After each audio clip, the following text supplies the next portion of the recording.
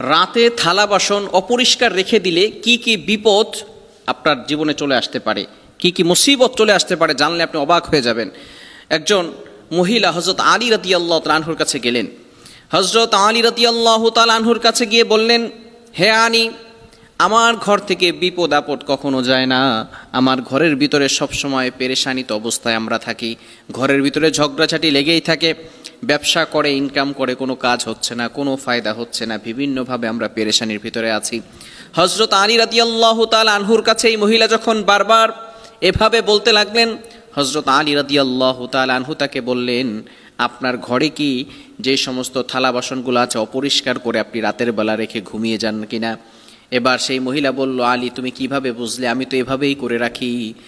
হযরত আলী রাদিয়াল্লাহু তাআলা আনহু বললেন, আমি নবীজি সাল্লাল্লাহু আলাইহি ওয়াসাল্লামের মুখ থেকে শুনেছি, যারা ঘরের ভিতরে অপরিষ্কার করে পরিষ্কার রাখে, অপরিষ্কার করে ঘরের ভিতরে থালা বাসন রেখে দেয়, তাদের ঘরের ভিতরে বরকত আসে না, সেই ঘরের ভিতর থেকে আল্লাহ বরকত উঠিয়ে নেয়। এজন্য রাতের বেলা ঘরটাকে অপরিষ্কার করে রাখবেন না। যে থালা বাসনগুলো আছে এগুলো অবশ্যই আপনি ভালো করে গুছিয়ে সুন্দর করে পরিষ্কার পরিচ্ছন্ন করে রাখবেন। কেননা রাতের বেলা কিন্তু ফেরেশতারা আপনার ঘরের ভিতরে নাজিল হতে পারে, রহমতের ফেরেশতারা আসতে পারে।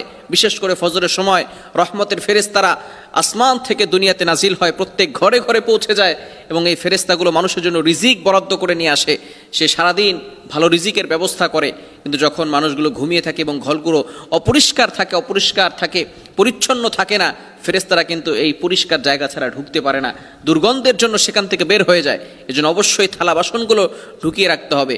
শুধু তাই নয়, রাসূল সাল্লাল্লাহু আলাইহি সাল্লাম ১৫০০ বছর আগে আমাদেরকে নিষেধ করে দিয়েছেন।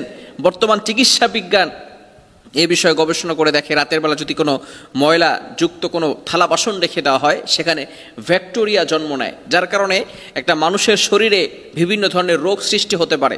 যেই পাত্রের ভিতরে আমরা খাবার রেখে খাই, সেই পাত্রের ভিতরে যদি বিভিন্ন ধরনের ব্যাকটেরিয়া জন্ম নেয়, বিভিন্ন ধরনের ভাইরাস চলে আসে, সেটা যখন আবার মানুষের ভিতরে চলে যায়, তখন কিন্তু সে অনেক সময় বিভিন্ন রোগের আকৃষ্ট হয়ে যায়, রোগের ভিতরে পড়ে যায়, রোগ ব্যাধি তার ভিতরে সৃষ্টি হয়ে যায়। এজন্য অবশ্যই রাসূল সাল্লাল্লাহু আলাইহি ওয়াসাল্লাম আমাদেরকে যেটা নিষেধ করে দিয়েছেন সেটা আমরা কখনোই করব না।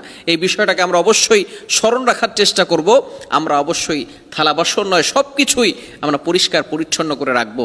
যেহেতু ফেরেশতারা ঘরের ভিতরে প্রবেশ করে, গান বাজনা, ঘরের ভিতরে খারাপ কাজ, দুর্গন্ধযুক্ত কোনো কাজ, এগুলো আমরা ঘরের ভিতরে করব না। ছবি টানিয়ে রাখবো না, তাহলে কিন্তু ঘরের ভিতরে ফেরেশতারা আসবে না। যদি আপনি থালা বাসন পরিষ্কার না করে ঘরের ভিতরে আপনি রেখে দেন, তাহলে বরকত আপনার ঘর থেকে উঠে যাবে, বিভিন্ন ধরনের রোগ সৃষ্টি হবে, অসুস্থতা আপনার ঘরের ভিতরে বেড়ে যাবে এবং সেখান থেকে অভাব অনটন আস্তে আস্তে লেগেই থাকবে। অভাব অনটন কখনো দূর হবে না। এজন্য অবশ্যই আমরা রাসূল সাল্লাল্লাহু আলাইহি ওয়াসাল্লামের শেখানো পদ্ধতিকেই ফলো করার চেষ্টা করব। এবং রাসূল সাল্লাল্লাহু আলাইহি ওয়াসাল্লাম আরও জানিয়ে দিয়েছেন, যখন রাতের বেলা তোমরা ঘুমাবে তখন থালা বাসনগুলো ঢেকে রাখবে, যদি কোনো খাবার থাকে সেটাও ঢেকে রাখবে, কেননা বিভিন্ন ধরনের পোকামাকড় এই খাবারের ভিতরে পটি করতে পারে, ময়লা ফেলতে পারে। রাসূল সাল্লাল্লাহু আলাইহি ওয়াসাল্লাম ১৫০০ বছর আগে কোনটা কিভাবে করলে ভালো হবে সব আমাদেরকে জানিয়ে দিয়েছেন। এজন্য আসুন আমরা সুন্নাহকে ফলো করে প্রতিটি সুন্নাহকে আমরা অনুসরণ করার চেষ্টা করি। আল্লাহ তাআলা আমাদের সকলকে বুঝার তৌফিক দান করে।